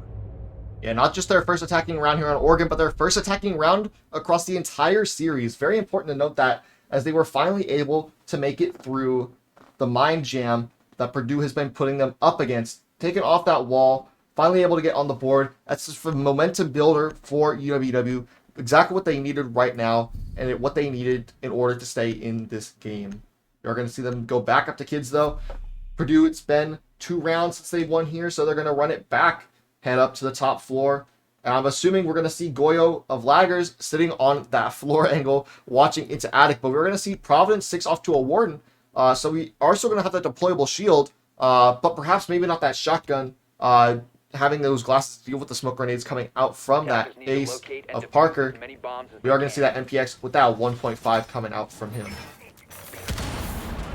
Well, I may have sounded quite hopeless for UWW in just a few rounds ago, but what they just showed us in round number 4 is that they do have the ability to adapt. Of course, it wasn't the cleanest round in the world. Things got real dicey there at the end. But up until that point, it was a 5v3, and UWW made the decision, let's go for it. Let's actually go for and execute. The first time we have seen an overall shift in their mentality. It went from, let's just hold back and shoot people as they peek us, to, let's do that, but then let's send it on in. The first time we've seen that change, and now hope has been restored, at least in my eyes, for UWW, taking one of those 2 primary bomb sites and doing so you know, pretty strongly. Of course, it got dicey again, but things looking okay for them. It's round number 5 now. We're back up to this top floor now that Purdue have unlocked this site and have the ability to play this once again. But we're going to have to focus on what UWW can do. Last time, the same storyline I talked about. They stalled out and they really couldn't get a big execute going. The attic pressure was one thing that stalled out specifically. This time, we're going to have to see how that can change. Yeah, just like you said, UWW, we may seem a little bit harsh in our critique of them, but they finally proved us wrong that they can win an attack round. And by winning one of those that basement bomb site, that main primary bomb site coming out from Purdue, it shows that they have the courage to face this attack, face this strong defense head on. They just have to believe in themselves, and we're gonna have to see that again as they try to make their way into this attic. We are gonna see the gridlock coming out from Rippled once again, trying to just deny some of that late flank with those track stingers, trying to deny some of that push out. And nade. Beautiful comes out from Hyper. That's onto that Goyo Lagers. I believe it was through that kid's window. And that's the feed holes no longer being covered at the moment. Currently, no one at all will cover it unless the Wamai of Mila gets back on it. But he still has to be pushed out of attic. And he may be stunned, but you can still shoot. And if Mila has a gun in his hands with that 1.5, I can see him getting kills anytime, any day. Sees the Zofia swing in. But Boomin will get the better of him. Is your Wamai down now? 5v3 for UWW, looking just like last round. So they're finally getting what they need to get done, and they're getting confidence built up, showing that they know how to do this. Hangman on the flank though will get Spider. He's gonna. He was actually on that window, but the Hangman was still underneath. I think he may have been through those 4 holes that he actually got shot. But with 45 seconds left in the round, we're seeing UWW start to stall out again. They're gonna have to push into sight, and they're gonna have to get this execute down. Now they're looking for an execute. That's their next step. And they really don't have anyone standing in their way between the entry point and the game's bomb plan. Of course, there's one player on the top of White Stairs, but he's been dealt with. Boomin on the flank, gonna cut him down. Providence says goodbye to this round as Rippled delivers that kill. It's Hangman. He's on the flank. He delivers one, but the bomb is down, and it's a 1v3 retake for the Malusi. The MP5 is a formidable weapon for this engagement, but you've got to get going because the time is dwindling and these attackers are constantly just moving around, shifting positions, and Kaifor is going to shift his position straight on into his grave. That's going to leave Boomin and Parker alone to deal with this, but again, time is dwindling. Hangman has to go on the hunt. Parker is not going to let that happen, and UWW will go from being seemingly unable to attack any bomb site in this game to being able to chain 2 clean attacking rounds together back to back. The one thing that I really got to highlight there is how perfect the attic push was. It was the thing I focused on more than anything else last time we saw this bomb site, and it seems that UWW may have heard me. They said, hey, let's deal with the pesky player holding those footholds.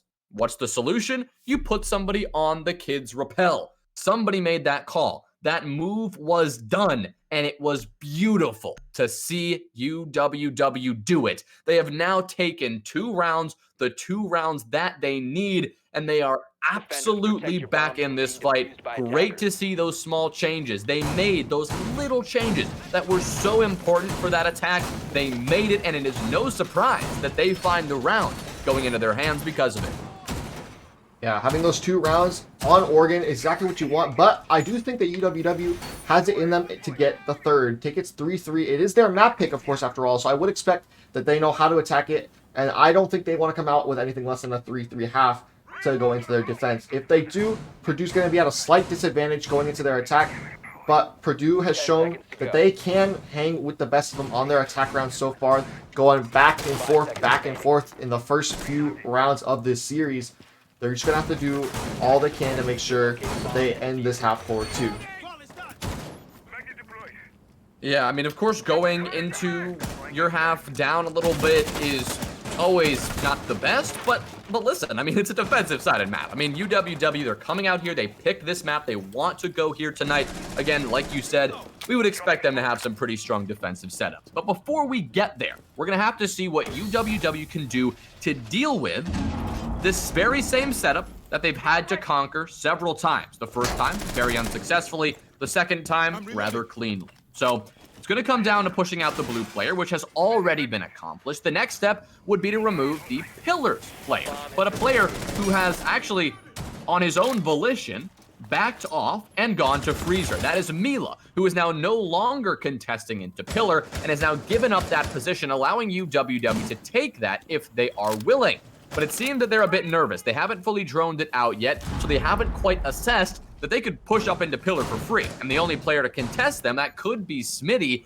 He has not rotated down to tower stairs in time, so pillar is free right now. I reiterate, free right now, but UWW have not determined this. They are still slowing down and are not executing again. They need to get going here. The smokes are going to go down, and they are going to pop that Goyo shield, so a bit of a waste of time and a waste of utility, but getting things done nonetheless. The pressure over here from this supply room wall is there as well, but Providence has actually found a way to toss one of those toxic canisters out on through, doing a little bit of chip damage onto UWW. Now that's more than chip damage. The SMG-11 finds its target true, and now your Maverick is no more. Yeah, Providence finally getting looking back through those holes onto that Maverick. He's been waiting for that time. Same as Hangman, they've just been waiting for someone to peek those holes for the longest time.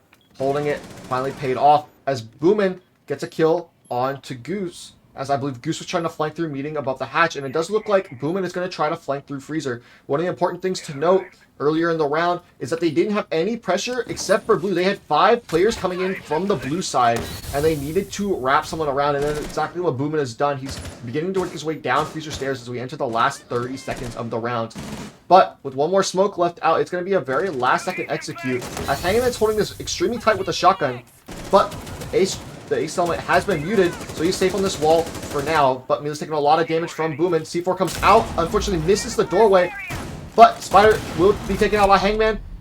Parker with the immediate refrag, and it's just a back and forth. As Boomin is down, it's now all up to Rippled in a 1v3. Tigers missed some shots, but Mila will take out Rippled, and Providence will be credited with a kill onto Boomin.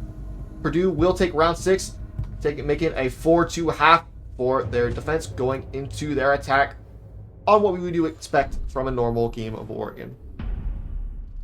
Yeah, not too surprising to see this overall score line, but, you know, talking about that last round, it is unfortunate that I have to say that UWW, once again, they fell victim to the same struggles that they've had. A little bit of information about pillar being clear would have been great to have earlier on. You could have gotten the bait of those C4s done earlier. You could have challenged those long players holding in freezer and holding in closet and laundry.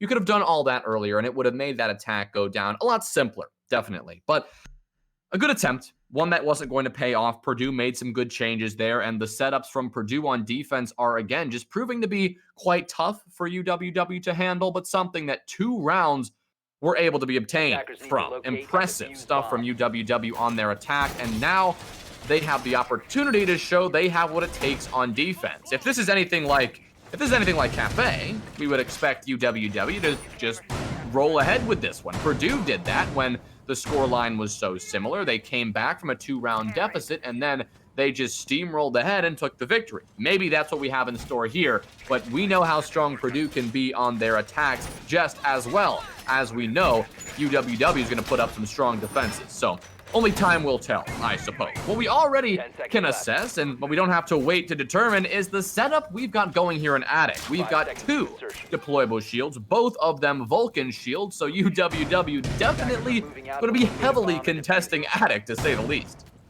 Yeah, and actually no ADSs or, well, my magnets coming out from the side of UWW in order to protect these shields. And once the attack of Purdue realizes that, they can pop them with any of their, 7 explosive utilities. You have 2 nades, 2 impacts, and 3 ash charges. Not to mention, if you were really desperate, you could use one of those Selma charges to get rid of it as well. But Purdue, no shortage of explosive power, but that may impact UWW's ability to hold certain positions as Kuiper gets aggressive on that window, trying to peek out and finding someone going into classroom.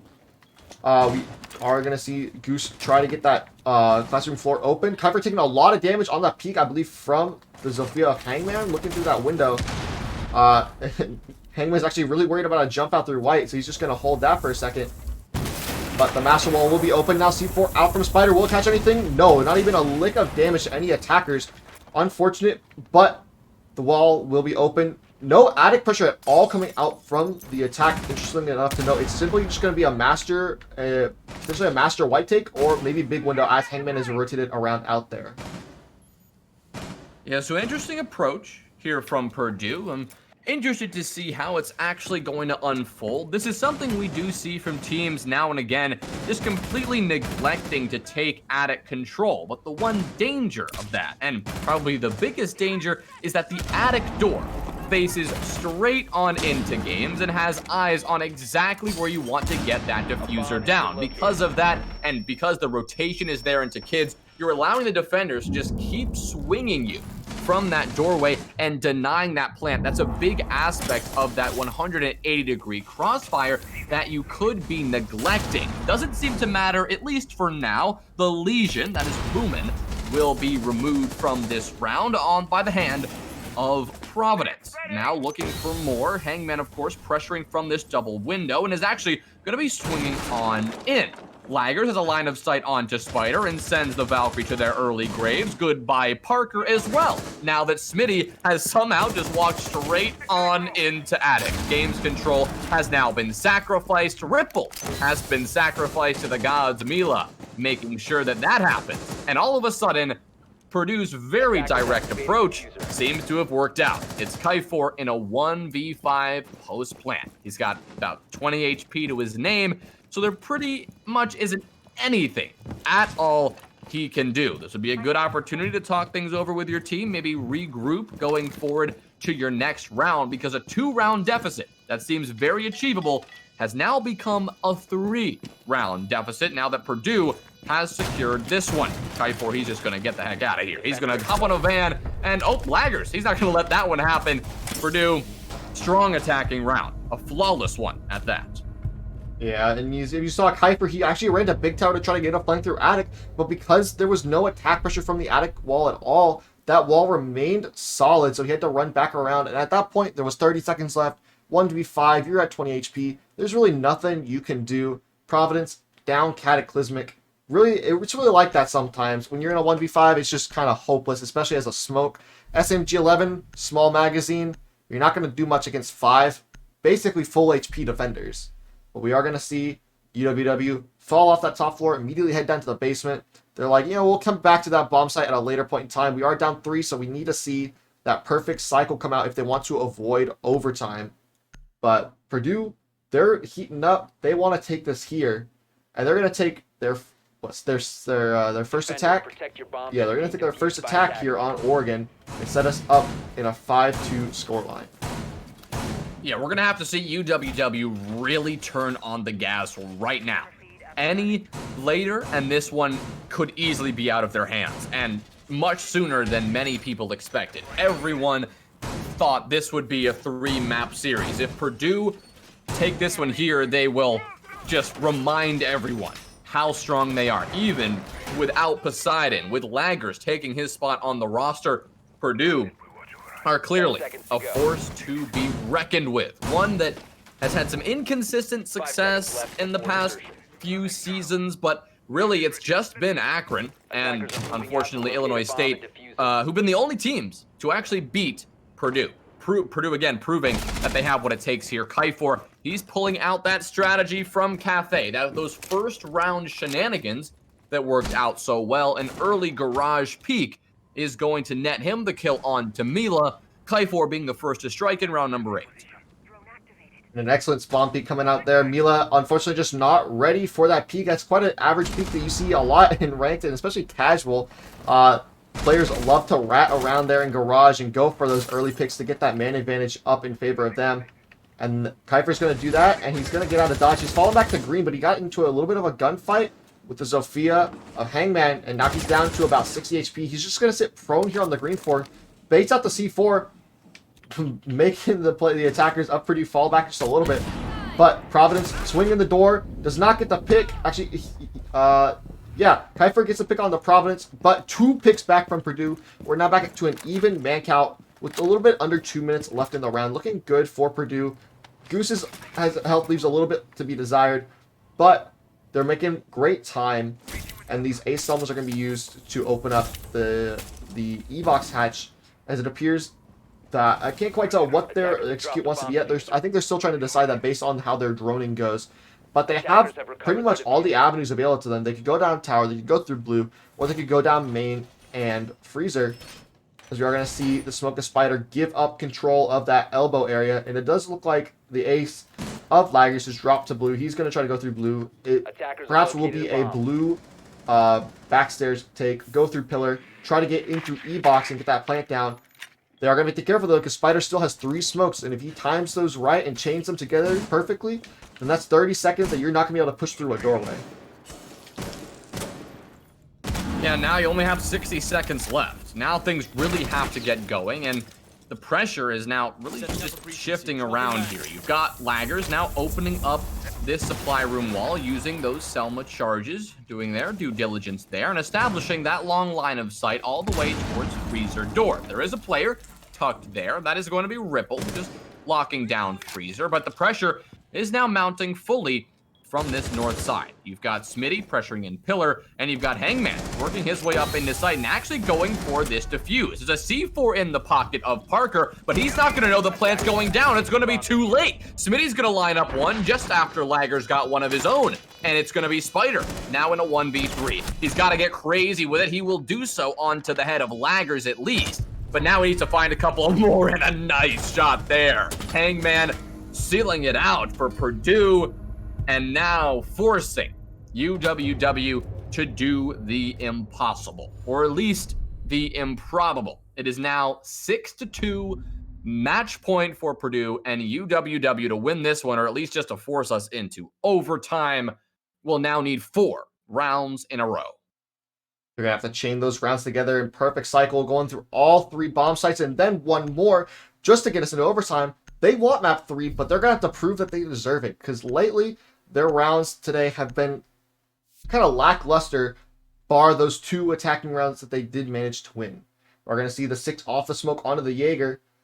So we are going to see that Jaeger will my combo for those Goyo shields. But as you remember, the attack last time they went up to kids didn't push through that attic side at all. So those Goyo shields are going to be positioned differently, maybe over towards coat, towards white, just to try to deny the push in from main and big window from the attack of Purdue. And Purdue, they want to close it out here. They're up 6-2 match point. They have to be feeling good.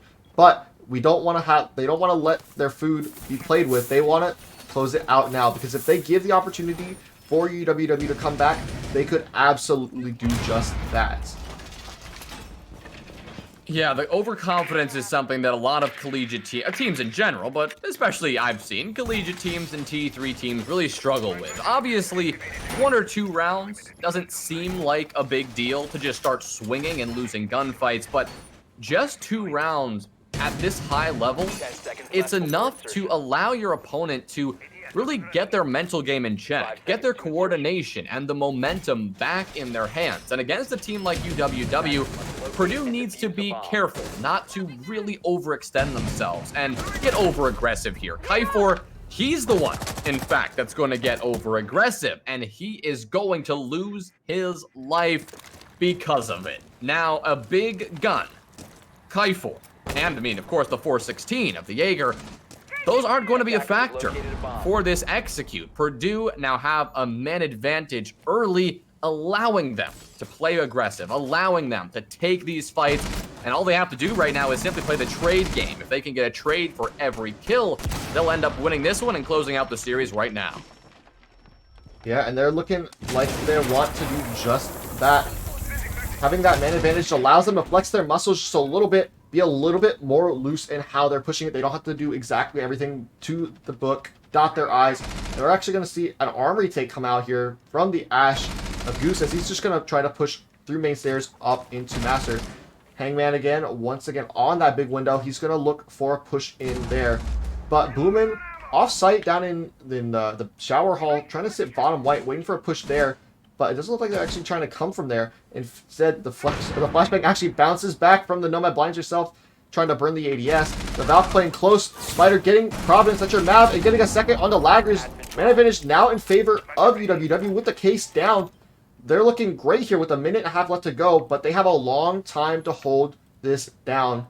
Purdue could easily bring this back in just a few seconds as they're trying to drone out and figure out what's going on. Hangman, not aware of this bandit of Boomin sitting in classroom. He's kind of ratting out there. They actually have no clue that he's in there. They misdroned him. Are they going to see him? I believe he is seen right now. And he is now known. Takes a little bit of damage through the wall. He's trapped here in classroom though. And he gets spotted through the wall. Downed. And just like that, man advantage belongs to no one. We're at an even 3-3 man count with a minute left in the round. But Case is still down in the attic, or in the closet rather, with the Valkyrie prone behind the couch just waiting.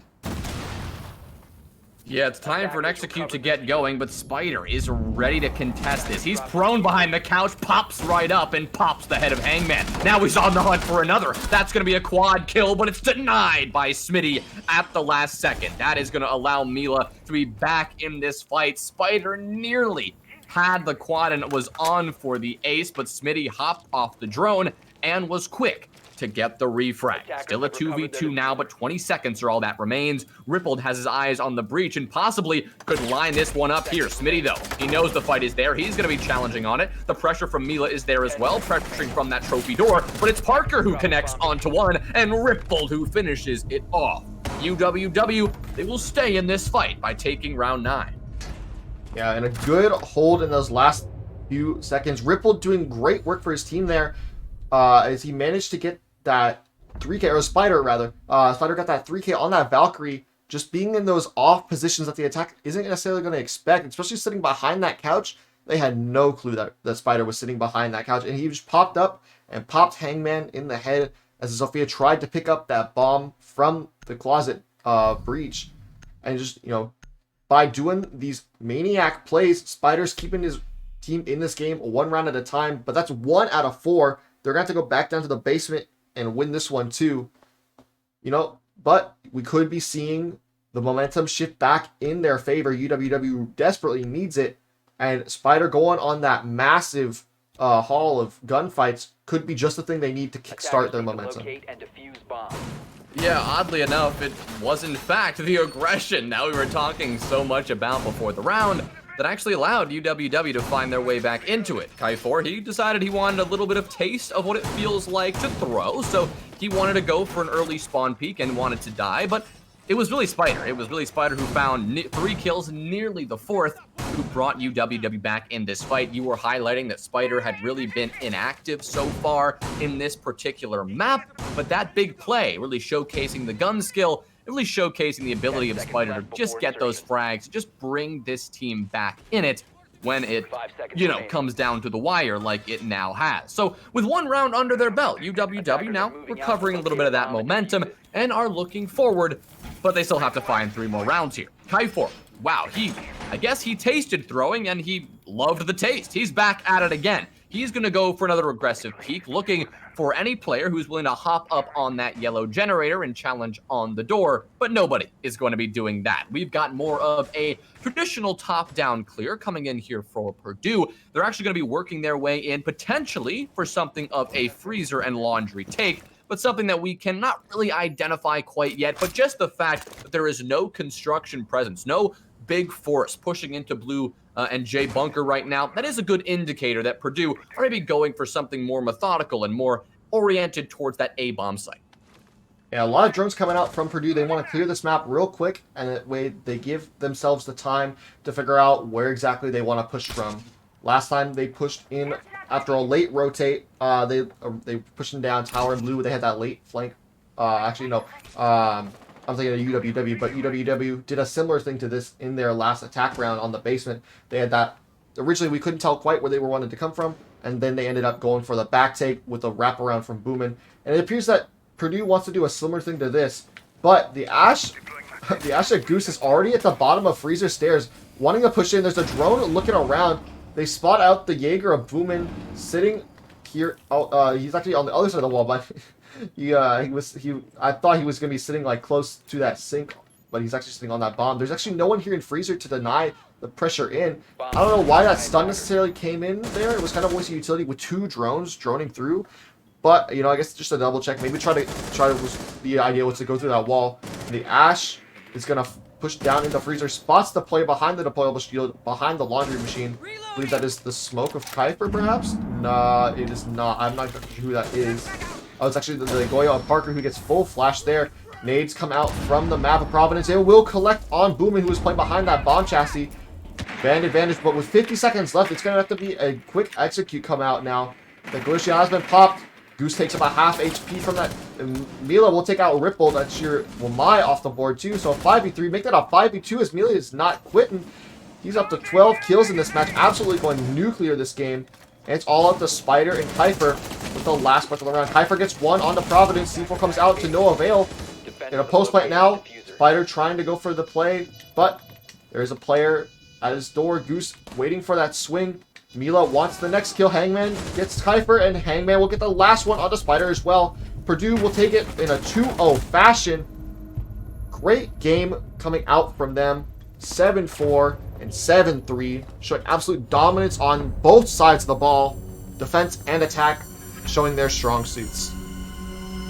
Yeah, well played there from Purdue and doing the unexpected, taking this series in 2 maps when everyone thought this one would definitely go the distance. It just seemed that UWW could not quite answer to the strength of Purdue on both the attacking and the defensive sides. But I guess starting in Cafe and working on their way on to Oregon, Purdue just had some really good defensive rounds. They showed their coordination. They showed their preparedness, something that UWW wasn't quite prepared to counter. But overall, a fantastic game by both of these teams. It was just Purdue who just outshined UWW at the end of the day. Yep, and Purdue is the higher rank in that ranking board for a reason. Number 3 to number 4. Maybe not as big of a disparity between the 2 teams as was showed in this map, but Purdue knew how to counter UWW, and UWW just could not adapt quick enough to what Purdue was bringing out. Obviously, the brains being flexed hard there from the supports of Purdue and all the minds behind the scenes. Those strats on those castle strats specifically on Cafe were something to behold. It's just UWW could not get a handle on them early enough in the game, and it costed them at the end of the day. And just again with the defenses from Purdue coming out here on Oregon, it's the same old. UWW just not able to adapt quick enough, and then on their defensive half, Purdue just came in and was just ready to get business done.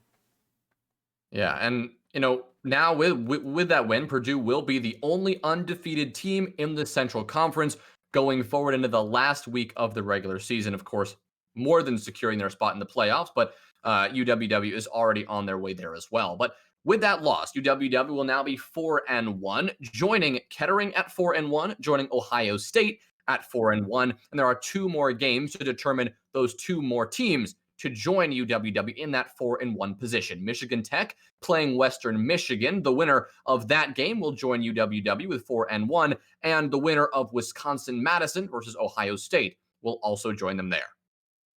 Yep, as we get ready for these playoffs to come up, we are going to see 16 teams in each playoff bracket, but it does appear we are ready for our interview. So we have Providence here from Purdue. Providence, how are you feeling after that game?